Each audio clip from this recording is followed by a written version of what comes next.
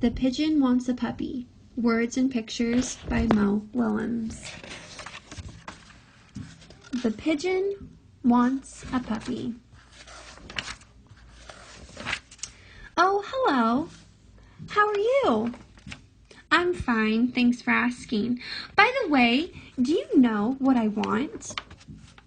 What I've wanted forever? At least since last Tuesday.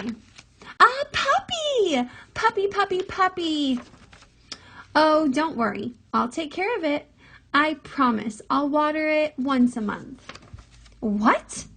Everybody knows that puppies need plenty of sunshine and water. Oh, I get it. You don't want me to be happy, do you? You don't want me to take a piggyback ride on my puppy or play tennis with it? You just don't understand. I'm a puppy-loving pigeon. Aw, puppies. I want a puppy right here, right now. Woof, woof, woof. What's that? Is it possible? Have my dreams come true? Woof. Ah!